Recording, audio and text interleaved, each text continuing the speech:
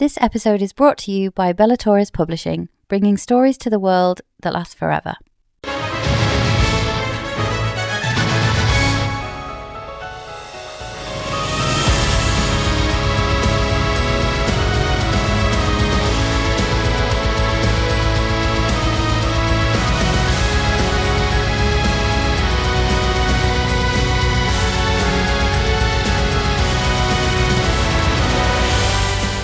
Hello and welcome to Faithfully Fantasy, The husband and wife podcast talking all things Brimstone. I'm JC. And I'm Sean.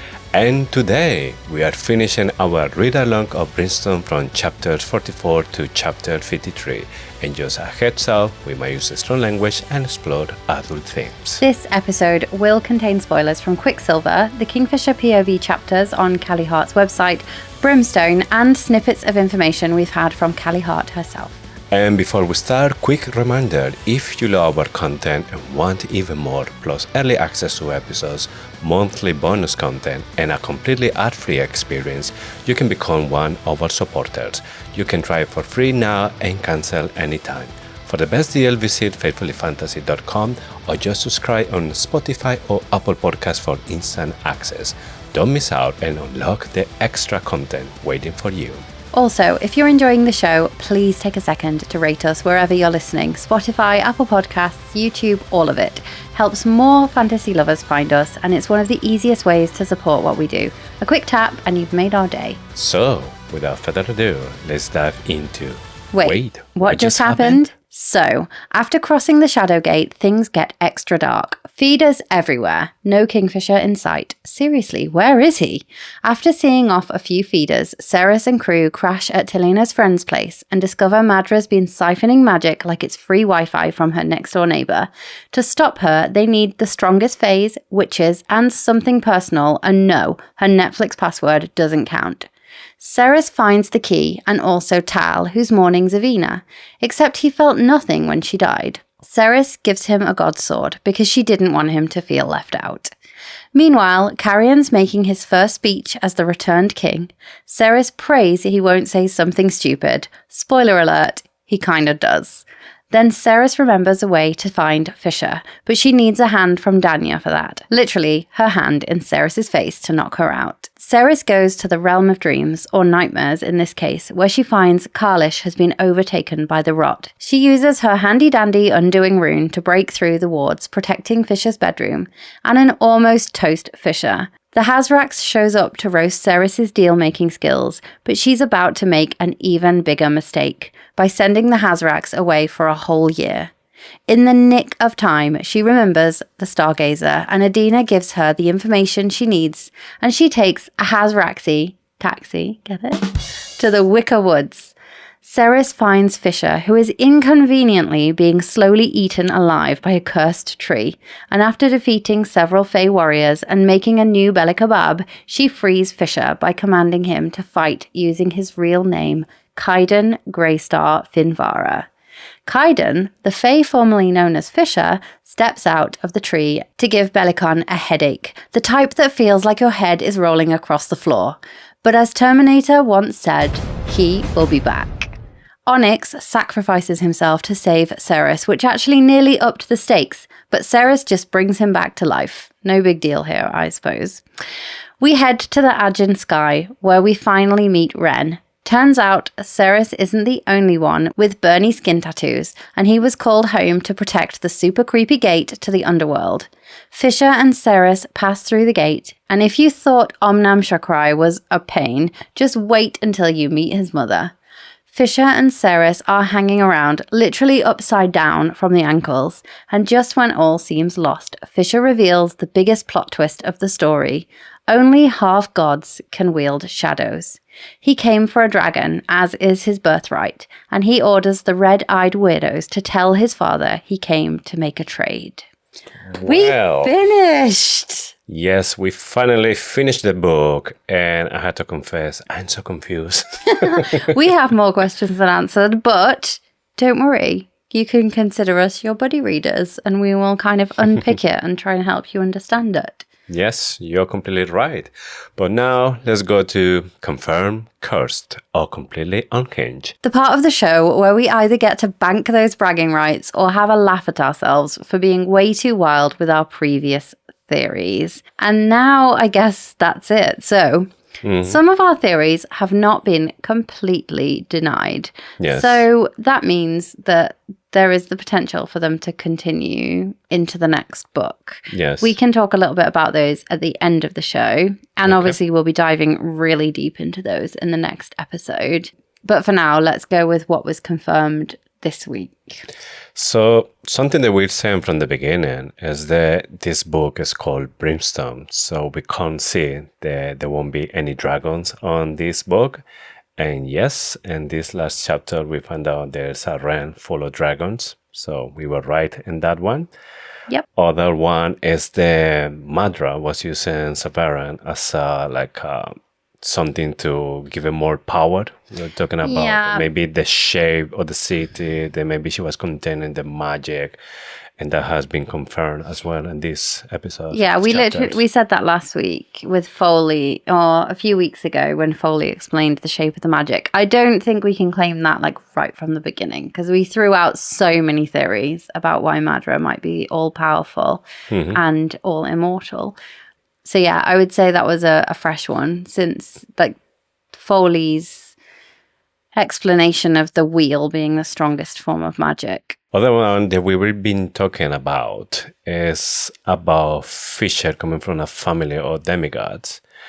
We kind of have a confirmation that he is kind of like a half god. He haven't confirmed, but on the way that everything finished and Fisher was talking about, we can assume the Fisher is a demigod.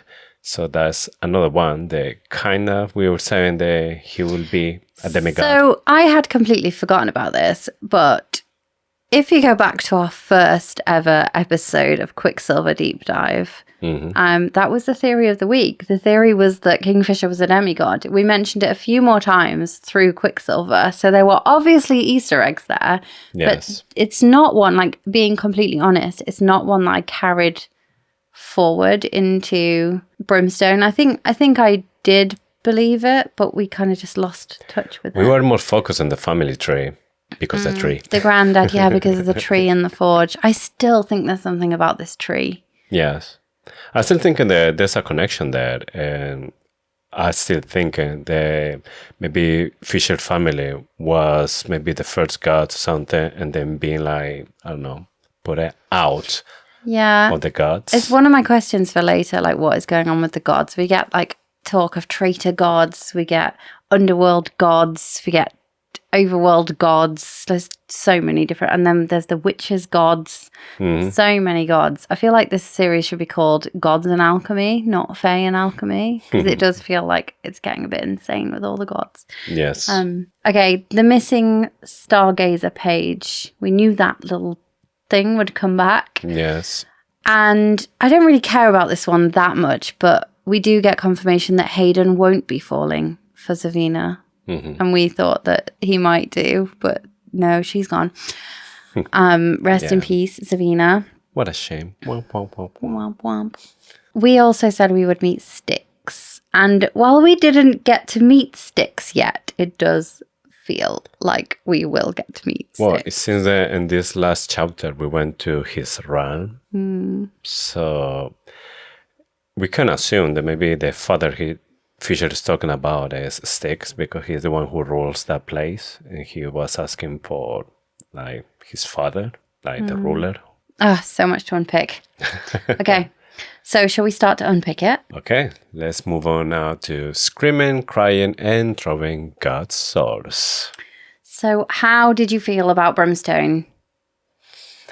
Okay, so now that I finished the book and I can have a proper overview of the whole book, I really enjoyed the story, so I totally would recommend the people to read the book. However, I wouldn't give it 5 stars because there was a couple of things that didn't allow me to fully enjoy the book. So we knew that unfortunately there was some editing problems because this had been confirmed by Kelly Hart herself.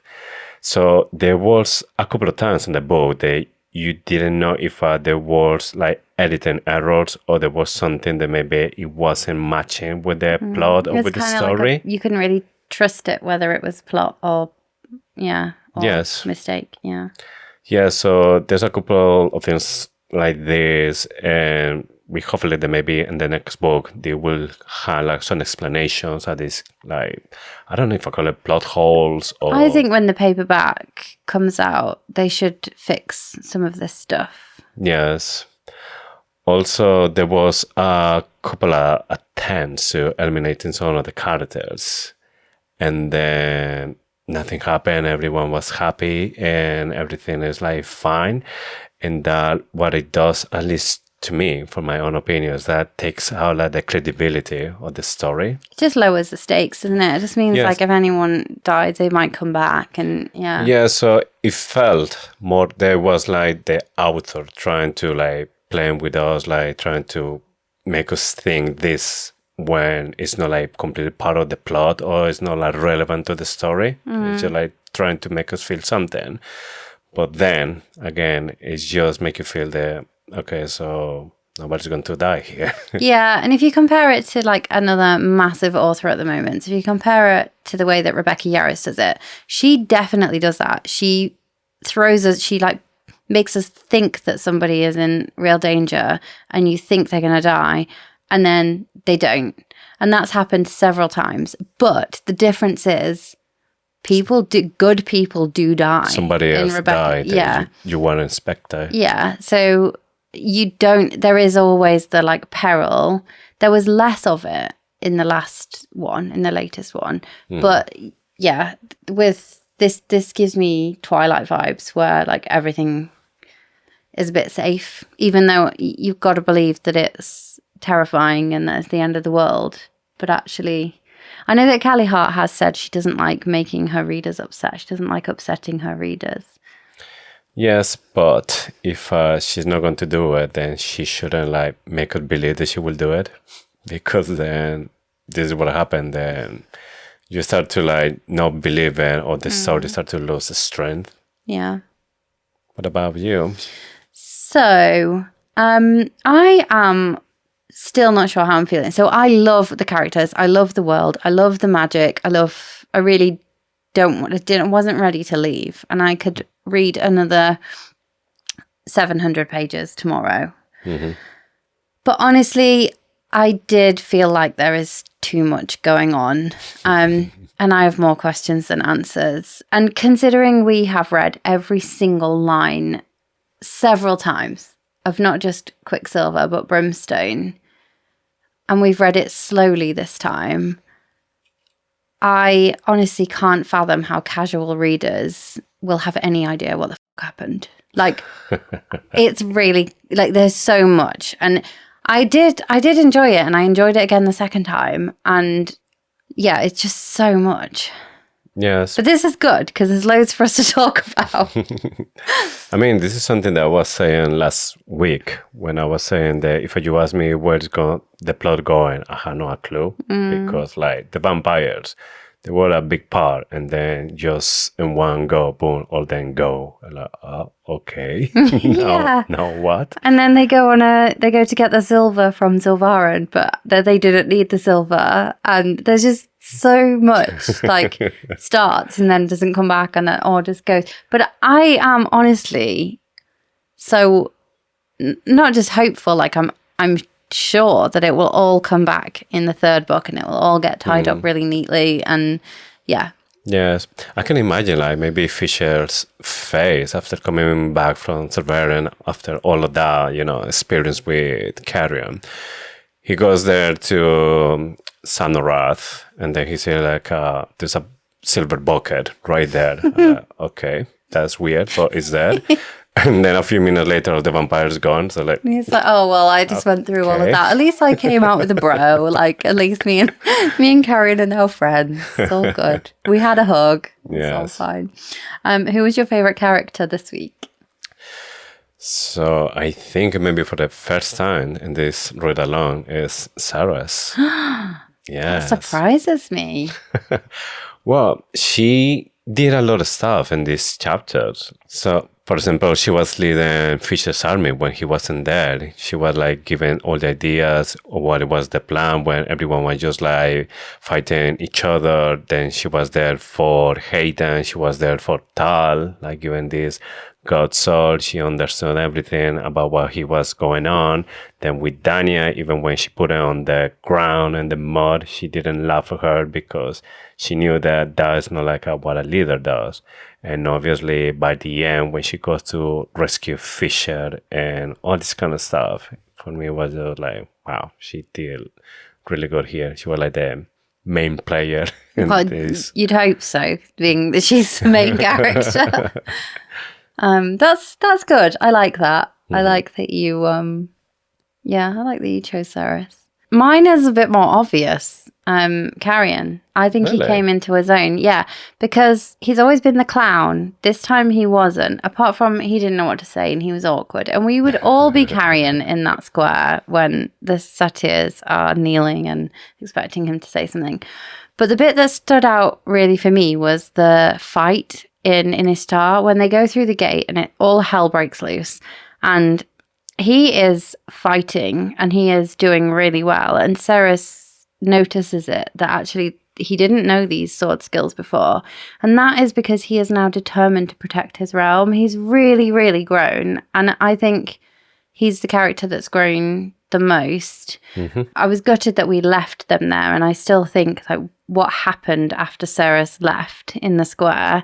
And I genuinely do expect that he delivered the speech of the century. And when Saeris goes back, like that is, he's like declared war against Belicon. And I think, one of the 5 books that Callie is hoping to write will be Carrion's, and I can't wait to read it. And I know that everybody picks Carrion as their favourite character, but I've had a bit of a complicated relationship with Carrion through this series, because I feel like he's a clown and he's just joking around, but he's definitely grown this week. Also, he was theorizing about Madra, and he said, "What? Am I not allowed to theorize?" And I think we should invite him onto our sofa. Yeah, it will be perfect for this podcast. Yeah, he's got no idea what's going on either.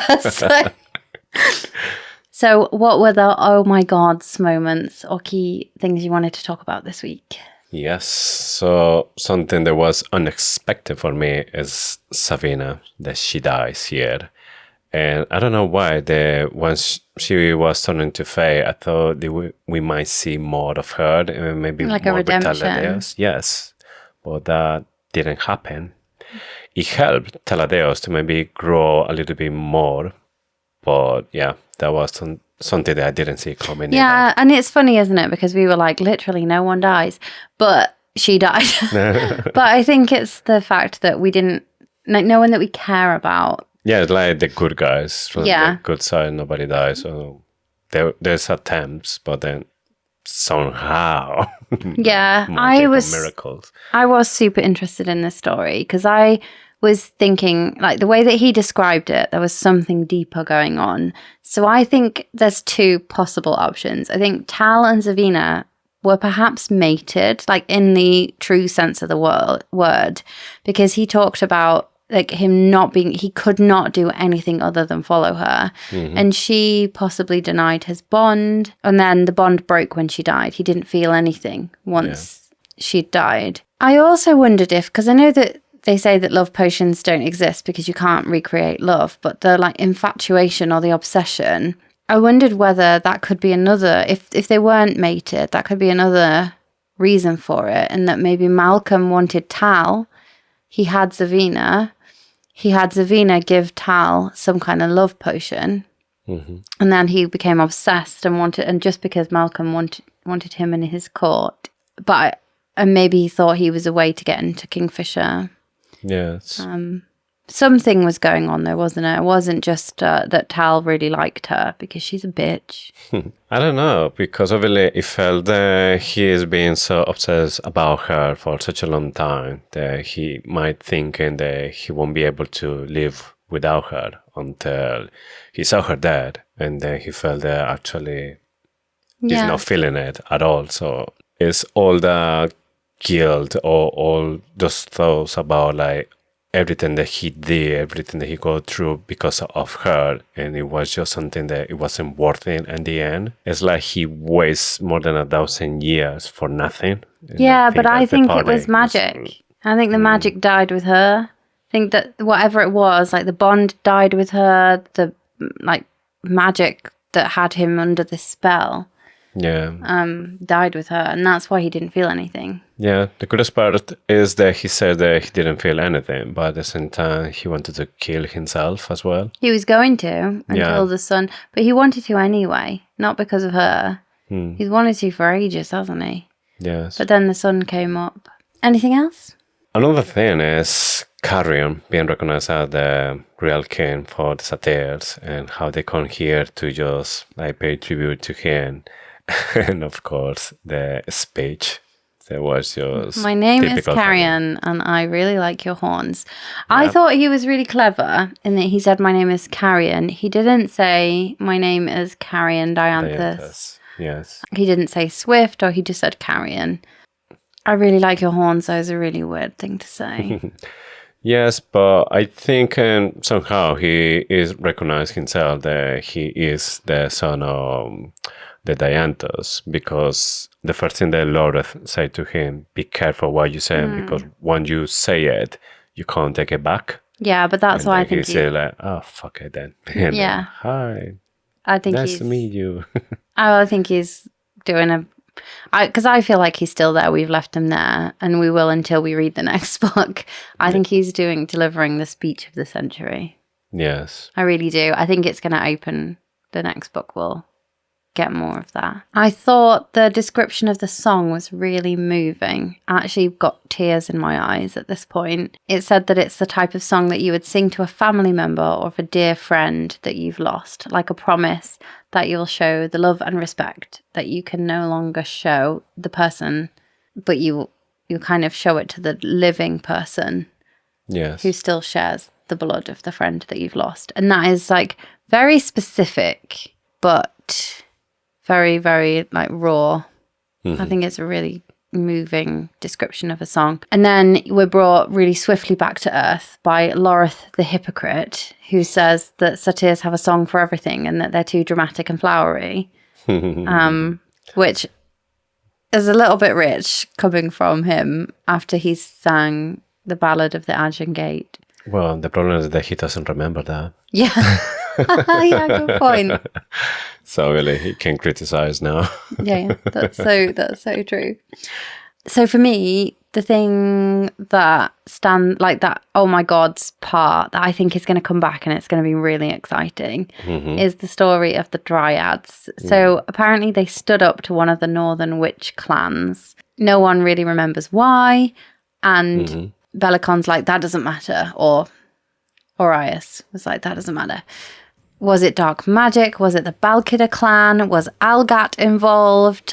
I know this isn't the theory section of the show, but I think that they'll be freed in the next book. Yeah, I was thinking the same when I was reading this part, that it feels that there's more there. They were good. They were ultimately good people. They will be punished for trying to do something right. Yeah. Yes. Yeah, they were really righteous people. And the witches turned them into flesh-eating trees.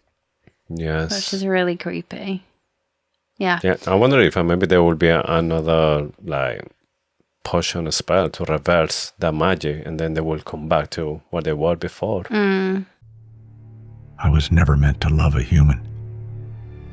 But then, I saw her. I wasn't supposed to touch that fruit, but I took it, and I ate it. I was the most loyal of angels, until I lost her. Now they call me the devil, and I'll burn heaven itself before I lose her again. Memoirs of Luzbel, a dark fantasy novel. Book 1 of the Luzbel saga. Now available on Amazon. This whole part in the woods was really gory. That was quite kind of like, oh my God, for me. And it was really gory. So you had flesh-eating trees. You had Belicon punching a hole literally through Saeris' chest and grabbing hold of her heart. Then you had Saeris ripping the throat of Aureus out with her mouth. This bit, and it makes me feel sick thinking about it, but this is going to be really, really interesting when they get to this bit of the TNT on the movie, because it'll be a movie, won't it? Well, just the beginning of the chapter as well, because now Saeris can see the ghosts as well, and then the stuff that she was saying was just horror as well. It was horror. It's real horror, isn't it? It was good, though. It was compelling horror. It was well written. For me, another thing that obviously caught my attention was this new realm of dragons. We thought that there will be maybe in cages, or there will be like confined in this place. But we did think that the Orithian knights were protecting Avelia from the dragons. Like we did think that the dragons were there and they were being kept, but we didn't know they would be in another realm. Yes, we thought they would be exactly in the same realm. The dragons that were like there hiding or as a prisoners or something. Yeah, so Omnam Shakrai was the son of the first dragon they encounter when they go through the gate. We don't know why Omnam Shakrai was on the other side of the gate, but it feels like a deal. So there was like a deal done. Maybe somebody had claimed their birthright. Yes. And maybe Omnam Shakrai was on the other side, because that originally Omnam Shakrai was protecting the Ajahn Fae. It was only Malcolm that managed to convince them otherwise, probably via his Lord of Midnight, the first one that was the emissary to the realm of the dragons. I have Adina is so linked to that area. So it's Adina of the Two Towers. We know that from Quicksilver because she has a statue in the square of Ballard. So that instantly places Adina up in the top, upper Ajahn sky, which means that, and she obviously is linked somehow to Styx because we have the demigod situation. Yes. There is an editing error, surprise, surprise, in one of either the Kingfisher POV chapter or the main text of Quicksilver, because in one of the POV chapters, or maybe it's not an editing error at all, one of the POV chapters says he gets his shadows from his mother. And then the Quicksilver book says he gets his shadows from his dad. We get confirmation in this book, in the 3 minutes chapter, that the gods gave shadows to Finran. Or to his father. It doesn't say Finran, it's to his father. So what if they both had shadows? What if Adina's the one that's actually it? Or maybe it's something about the timeline, because we know that Fisher, he doesn't lie. And when we're looking for the Fisher's point of view, most of them are in the past. So maybe he thought they was from his mother, because his dad, Finran, he didn't have shadows. So he thought it has to be from my mom. And then maybe if later on he found out that Styx was his real father, then it's hard to say it was from my dad or my father, Styx. Yeah, the question is it, when he says my father, when he's talking about the Graven, when he's doing all that, is he talking about Finran or is he talking about Styx? Yes. So many questions. In the 3 minutes chapter, and he's talking to himself, he's not saying this out loud. He can't lie out loud anyway, but he wouldn't lie in his head. He says something like, the gods gifted my father the shadows in the hope that he would do something good. Yes. Because then that was the point where Fisher was just using them to hold up Saeris' skull. And he was like, I'm sure I'll find other stuff to do with them that is good. But right now I'm just doing this. Definitely so many things that caught my attention in this run, because obviously Mami Omnan Shakrai, that was first like, oh wow, for me. Also, Styx being the king of the dragons as well. I was like, okay, I thought he was just like all related to shadows, but obviously it's going to be shadows and fire. And then, of course, Fisher as half god or demigod here. That was one moment that was like kind of like I knew, but at the same time, I wasn't expecting any kind of confirmation in this book. Yeah, it's so confusing. So, things we know. Fisher could not lie at least before the Wicker would. Yes. We don't actually know if Fisher still is oath-bound, because when Saeris undid all the oaths by commanding him under his real name, and then she did use the undoing rune, we don't know if that also undid his oath to the Fire and Stone. Yeah, they know he can lie if he wants. Saeris does say in the realm of dragons, she does say he can't lie here. He can't lie.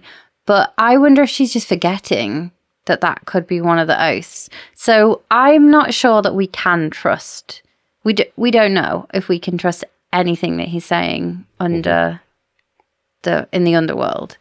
I'd like to think we can, because then that changes him now to an unreliable MMC. But he does, before that point anyway, so in Quicksilver, he says, "My father's bones rest in Zilfaran."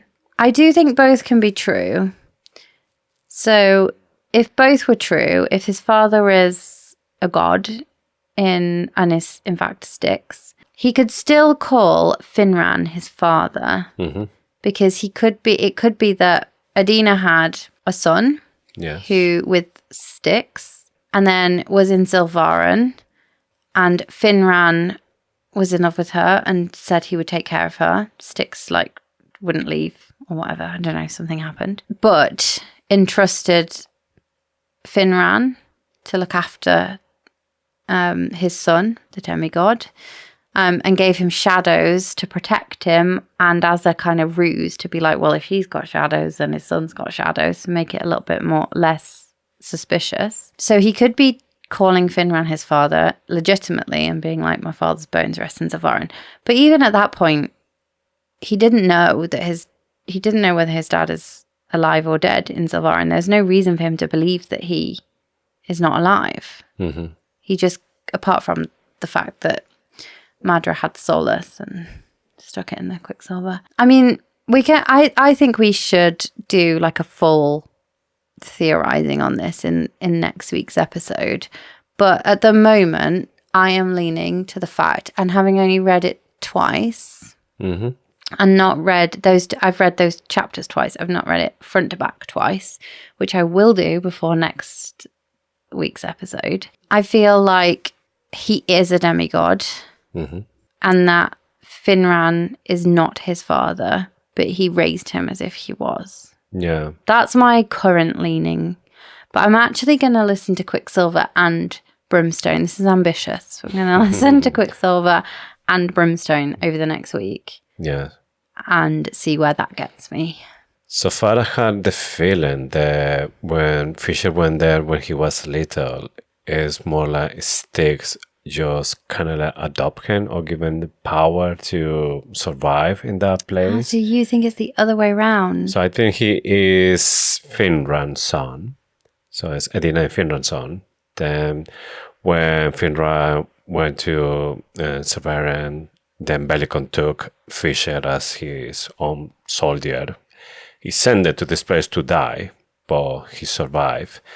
I don't know exactly for the people from Nivelia how long he stayed there, because I don't know if there's a time issue or he was just disappear for a couple of days or weeks or whatever, and then he came back. It was hours, because Belicon was lamenting the loss of his son, and then out he popped. I don't know if the time is going to be exactly the same in both realms. That maybe, yes, for Fisher it was a couple of hours or he stayed there longer, but in the way that he's speaking, you feel that he was living there for longer than a couple of hours. No, he was tortured. The dragon said that he was tortured there the last time. Yeah, then he came back to set revenge against the dragons. Yeah, I don't feel like he was there a long time. But I think it's interesting because we both have different views, so we need to come back next week having like a real answer on it, because I think if Finran and Adina were if Finran was his real father, assuming that they're different people, because it could be the same. Could be that Styx and Finran are the same. Yeah. He just didn't know. And that means why would he have said his father's bones rest in Silvarin? But again, like, can we really trust it? Is it something that just wasn't thought about? Then why would Finran also have shadow power? It's like super confusing. Yeah, tell me about it. Let's try and get to the bottom of this. If anyone can come up with like 6 or 7 theories on why it would be us. Yeah, all of the above. Like they were my oh my gods moments as well. It was a really good bunch of chapters. There was just so much going on. Anything that you were struggling with? Yes, I was struggling with Saeris' attitude against the Hazraks, because I honestly think the Hazrak has been more useful than Taladeos for Saeris. Tal was a terrorist. Yes, and however, Saeris she treats Taladeos as a friend, and the Hazrak given all this immense power. Is constantly like helping her to do this, to do that. And she is just like, she not get it. She's so rude, yeah. Yeah, so in this last part, he was trying to like be helpful, but she was just like not taking it, and then she was just like wishing for him to disappear for the 4 years. We said this last week as well, like she's really rude to the Hazraks. Yes, so that was like really annoying, like, come on, he's obviously he's trying to help you here. Yeah. Like, why is your thing against him? But yeah, that was one thing. Also, Fisher's name, when Sarah started calling Kaiden, I was like, wait, who is that one? Like, oh yeah, Fisher's name. So I was like a little bit like disconnected. Like, I was expecting Fisher. And then when she goes through the end of this chapter, just calling Kaiden or K, I was like, okay. So now I had to just like put it in. Yeah. Okay, that's his name now. When somebody introduces themselves to you as a name, and then you find out they prefer a different name, it is so hard to retrain your brain. I like worked with someone who introduced themselves to me as Michael. And then like all of a sudden everyone was calling them Mike, and I was like, Mike. They want to be called Mike. They want to be called Mike. And I had to retrain myself because I'd learned the name Michael, and I found it really, really hard. I do it now. It's all fine. Yeah. But I thought this was a super interesting choice from Callie Hart to make this change so late on. It would have been so easy to just go down there, he will always be Kingfisher to me, route with Saeris. And I just can't see it sticking with fans. Can you? Because everyone I've spoken to is like, nope, he's called Kingfisher. And it's basically that they've written off the name Kai. I also think, because there's another very popular romantasy series with the main male character. His name is Kai. Kai Azza is his name. And yeah, I kept thinking of that when I read the word Kai. Yeah. Or the name Kai. I kept thinking of that. And for me, he'll be Kingfisher. So yeah, it's super interesting choice. Yes. And I wonder how it's going to be for Fisher as well, because I remember in my case, when I was working with my colleagues, I introduced myself as a Juan Ramirez. And then when we married, they found out that everyone, like closest friend and family, they called me JC. And they're like, oh, they called you like that? Okay, we're going to start calling you like that. And then for me, it was super Really weird when they start calling me like, hey, JC. Or like, what? Are you talking to me? Oh, the same as everyone else. Yeah, it felt so funny, even when I knew that, like, you from the beginning called me JC, like your family or friends, like really close. And then when they started calling me like that, it took me a while. Like if I start calling you Juan Carlos now, would that be weird? Yeah, it would be the same. He also struggled. So I think he said his own name, didn't he? He said Kingfisher. Or he started to say it. And then, no, wait. Yeah, wait. That's not my name now. Yeah, super interesting choice. Yes. We'll see how it goes in book 3. What about anything else you've been struggling with? Yeah, more inconsistencies. And I think at this point, I might just be being nitpicky. And I'm sorry if it's bugging people. But the floodgates opened. Things like Hayden passing out the second time he went through the shadow gate. And then he needed to go somewhere, but he just passed out. When we know that the law is like you go through once and you pass out. But the second time is fine. And then you're just fine. It's only the first time. But he went through the first time and passed out. And then when he got to Inishtar, they were saying, the first time, Ren laid me down the first time I went through a shadow gate. And I'm like, well, that wasn't the first time. And it's so silly that I'm getting bugged by stuff like this. I think it's because I've been doing some beta reading, and it's literally my job to find, in a beta read, to find these like inconsistencies to help the author out. And they're just like, I obviously just need to get out of that. But things like the forge in a star being destroyed and it being a big deal because she couldn't make the relics or any god swords or anything. But then she doesn't need a forge anymore, does she? She just wills it and it happens. Yes. She needs the quicksilver, and I know that she has to take it from her own sword, but it just like feels a little bit strange. The sun came up a few times and Saeris was absolutely fine. Like she held Taladeus' hand and she would have needed to take her hand out of her rope. This is so silly, I'm sorry. I hate myself for even saying this stuff. There's no reference about she having like a glove, so completely covering the Don't face. know, but the whole point was that Tal wanted the warmth on his face and she was sat there and like, she's still a vampire. And maybe this is me. Maybe this is something that I don't fully understand. But the Quicksilver pool being the one where Kingfisher was infected and it all went in, because that was the one that Belicon forced Kingfisher through. And that ties up what was supposed to be an inconsistency in Quicksilver when everyone was like, oh, the Quicksilver was closed. How did he go through the Quicksilver? Well, this is how. But then they're quite adamant that that's not Quicksilver and it's black and it like, yeah, it's all very strange. And then I've got a couple of other things, like Saeris literally being able to do anything with runes. Like she can bring things back from the dead. She could only do that once, and like there just seems to be a rune solution to everything, which I know that you always think your female main character or your main male character or whatever, you always know they're going to make it through. So you don't feel like they're ever in real jeopardy, but you kind of always like, well, she'll just solve it because the magic. And yeah, I'm going to town now. I really do enjoy these books. It sounds like I don't.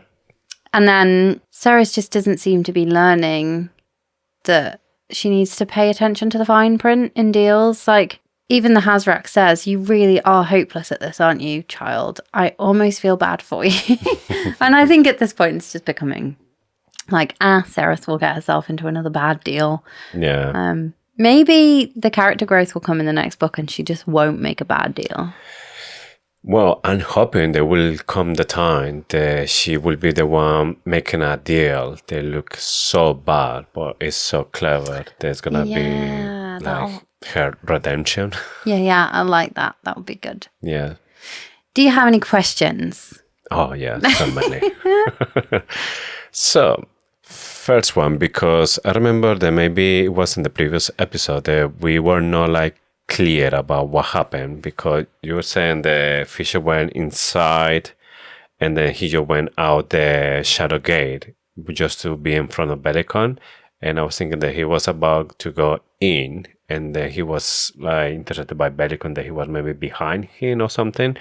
But now reading this chapter, it seems that yes, he went behind Foley, so they crossed the shadow gate. But Fisher went through The Wicker Woods. Yes, we was intercepted by Belicon. So I just wonder, is it Belicon doing that, or maybe it's Madra from her own realm, just like pulling all the strings? Yeah, I didn't think about this, but I do actually think it could be Madra. I think you could be right, because she can do portals to anywhere, can't she? Yes, and how she knows where they want to send like their feeders and that kind of stuff. She has to have like a connection, so she can have like a vision of what's going on in that realm. Yeah, I like that. Other question that I had referring to Bellicon as well. At the beginning, we thought that he was the one who was behind all the murders for the alchemist. But here he's saying to Saeris, oh, that's what they told you. So he wasn't the responsible of all of that. So again, who is in charge of that? Madra's the criminal mastermind, isn't she? Yes. So I was thinking that maybe Madra was the one who started killing all the alchemists, and Bellicon and Malcolm, they were just like trying to stop her or something, and they couldn't manage. Also, another question, and it's again with Bellicon. All the questions about Bellicon. So by the end of this chapter between Fisher, Hayden, and Bellicon, Call him Fisher. yeah, that's going to be one of the things that are really going to be struggling. You don't have to. Just call him Kingfisher. I will. Yeah. I think everyone will. Fisher, because the head of Bellicon, the head just rolls away. Casually. And he said that this won't stop her, this won't kill him. So why we think that when Sarah did the same with Malcolm and this head and the body started to just like burn into blue flames, that was the end of Malcolm? Because I'm thinking right now, either that was an illusion that Malcolm did, or there was a favor that Malcolm asked to the Hasrak, like make a copy of myself and send it against Saeris. And then when the copy was there, yeah, the copy would just disappeared. So there's two things, I think. Like, that is like maybe how you kill a vampire. But because Bellicon saw that ended Malcolm, he was like, right, I need some dark magic that is going to mean that it's going to keep me in one piece. Yeah. We know that chopping off her head, actually, earlier on in the book, that guy gets his hand chopped off and it grows back really tiny. But isn't there a thing where they said, oh, chop your head off and it will grow back really tiny? I don't think they mention anything about the head. Oh, okay. It's just like part of the body. Yeah. But if they chop the head, why the head can grow a tiny body? You had to maybe go for the brain. It's so funny. Well, it depends where the regeneration is. Is it in your heart? Is it in your stomach? Or is it in your brain? It depends. Then there'd be two. There'd be like a massive head with a tiny body and a massive body with a tiny head. Oh my God, that's so funny. Yeah. I have questions about Bellicon as well. Mm-hmm. Why didn't that iron kill him? He seemed really worried about Nimmerel when Saeris was doing her big victory speech. And then we know that Ren nearly died from a tiny scratch from an iron-tipped arrow. Fisher knows more about the dark magic inside Bellicon. We'll find out in the next book, because he's definitely not dead, is he? No, he's coming back, which means that in the next book, probably the three of them, they're going to come back together. We'll see them reunited. Well, they did say, if you want to kill one of us, you have to kill all of us. Yes. So it wouldn't be fake news. No, Calicard said, well, I told you from the first one. Yeah, exactly. Another thing that obviously caught my attention here, Onyx. So, in the first chapters, that little fox caused Kingfisher Helling's magic power. So, he has to use it to save the life of the fox. And then here, by the end of the book, Sarah has to use the room that the Hasra gave her to undo everything. She had to basically sacrifice that room to bring back the fox. So I was just thinking, gosh, this fox has been really expensive in this book because it costs so much magic to the main characters. So it has to be in the next book, he has to be something so powerful. Adina. Well, there's a part when the Hasraks was asking to Fisher, you going to let her to do this, wasting the room for just bring this fox back to life. And he said that it's not a fox, it's a family. So that's kind of like a second meaning as well there. Yeah. Questions from me. If Madra was siphoning the power why was she stopping some of the wards from having children? Is it because the thirds have the least magic? There would be a population crunch at some point and she would have access to less power. It seems that everything is all related to maybe alchemist, because that was like one of the things that she was more scared about. So she was just maybe controlling how much people she can have.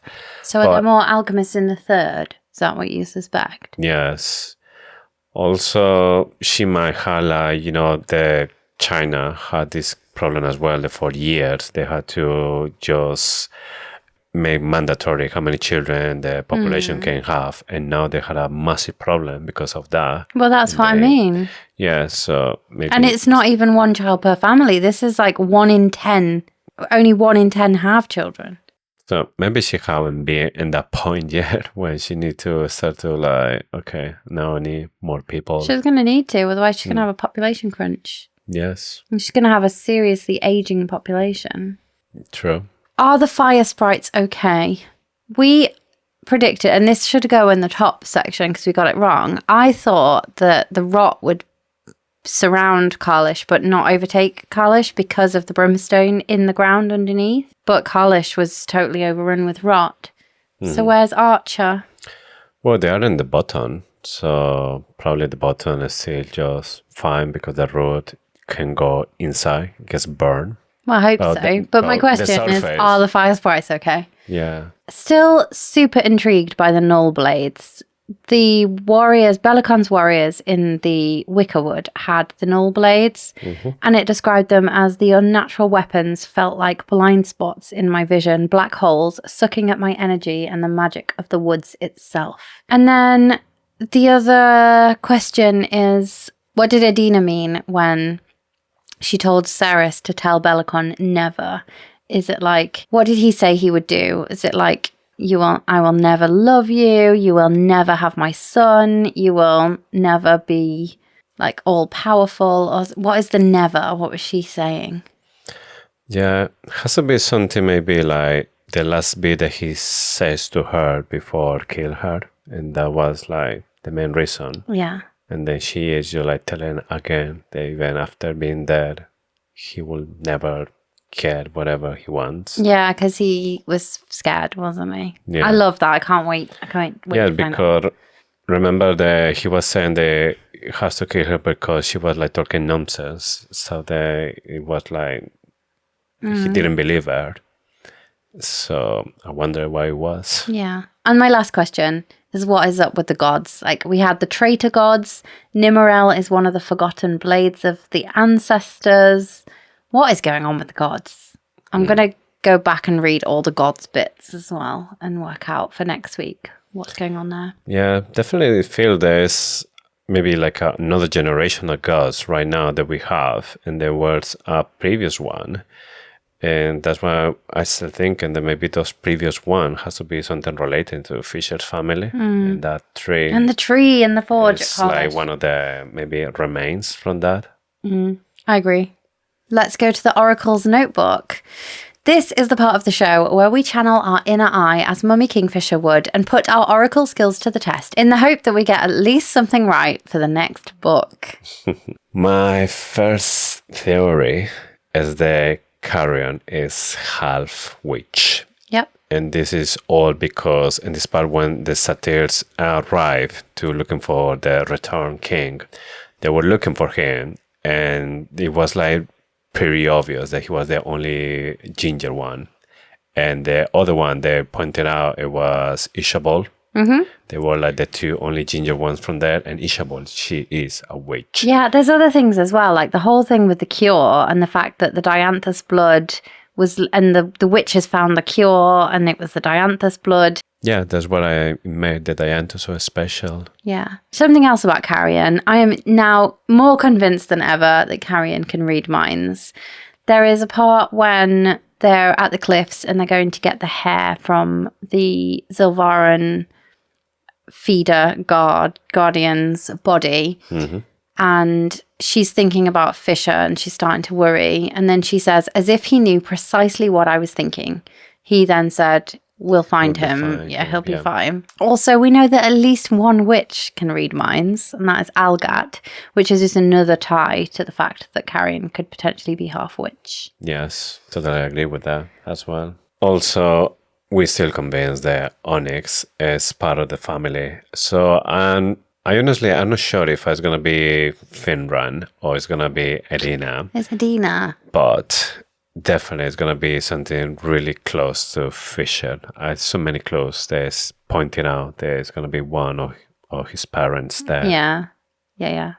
Obviously, I've been convinced that Edina's soul has been inside Onyx since, well, right at the beginning. I think since Ballard. Yeah. Salt. Let's talk about salt. So she can smell it in the ocean.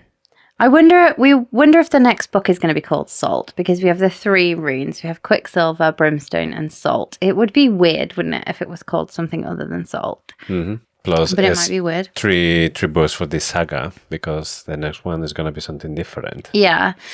And the fact that she can smell it on the ocean and it calls it out and it jumped out on the page to me.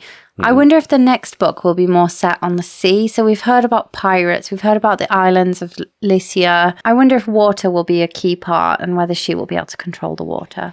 Yeah, I think maybe in the next book, Taladeos is going back to Lycia. Maybe for some reason, Saeris official goes there as well. And then we'll see these pirates that we're like hearing all the time and more stuff. So we've talked about Madra a little bit. I really genuinely think that Callie Hart is setting Madra up to be the final boss. There's a part which says that the fact that she can open portals up everywhere makes her even more dangerous to the people of Avelia than Belicon. Yeah.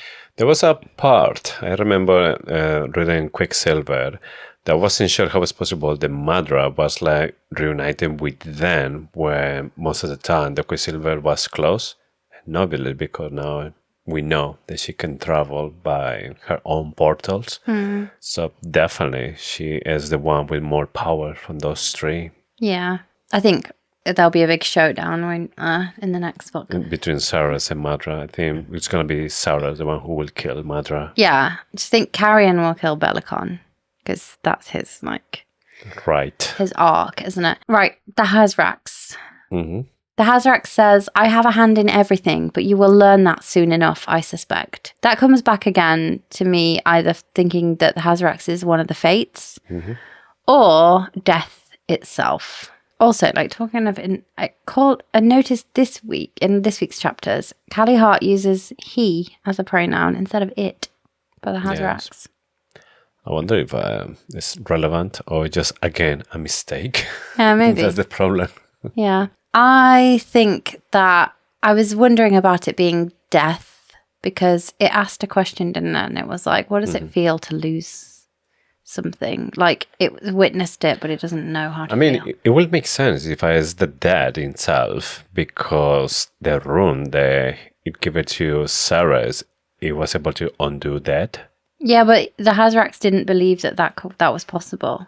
Well, he didn't believe, or it didn't believe that Saeris had the power. I think you can say he now, considering it is on the page. We've been trying to correct ourselves the whole time, but Yes, that's another thing I'm struggling with. So many more theories, but I can't wait to string them all together next week, because that is what next week will be about. So sticking with the theme of precognition, let's just take a quick look at what we're going to be doing next week. So we're going to be doing a bit of a therapy session. We're going to be talking about how we're feeling. We're going to be talking about the big things that we need to help to get over, and that we're going to have such a long wait for the next book. How are we going to get from now to then? So we're going to give you a few suggestions of what you might want to read if you're looking for something to fill the gap between now and the next book, but also just some coping mechanisms. Yes, that's going to be really interesting. Once we can maybe again read the whole book in one go, and then come with maybe more theories or more details about the theories that we have now. It'll be interesting to lock in our theories as they are now, just having read it. And then obviously we'll come back to them before the next book is out. Shall we do the final questions from the Quicksilver? Okay, what we have for today? So this is the part of the show where we listen hard to the ethereal whispers of the Quicksilver for the last time and dig deep into our souls for the answer. So last week, we asked if you have to choose between dying as a human at an old age or being reborn as a human that can live thousands of years in different circumstances, what would you choose? Honestly, if you ask me this question, like maybe, I don't know, 12 years ago, I will go for, be reborn and live for thousands of years.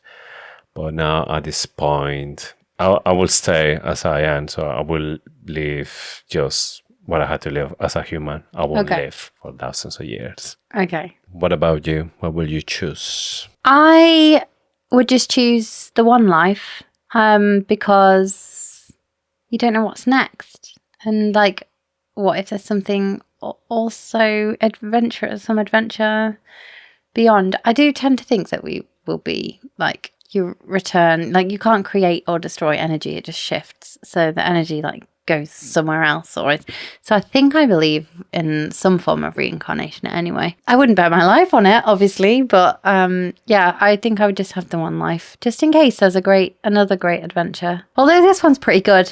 I'm quite happy with this one. Okay. Well, that's the last questions from the Quicksilver for this season. And when we announce the next book, we'll have to think of a new title for that section. Yes. Well, obviously we had to change a lot of things because it has to be customized for the book. So we'll be sharing everything on social media, of course. And that's all we've got time for this week. So don't forget to follow us on Instagram and TikTok at Faithfully Fantasy Pod. Come and join the conversation. We'd love to hear if you've been reading along and what you thought now that we finished. So if you've got thoughts, send them our way. Don't worry about spoilers for us now. It's all good. Yeah, we are done. And with this, we had just one more thing to say. Thank you for listening to Faithfully Fantasy, the husband and wife podcast talking all things Brimstone. We'll see you next week for our group therapy and theories episode. And of course, for more Faithfully Fantasy. Bye!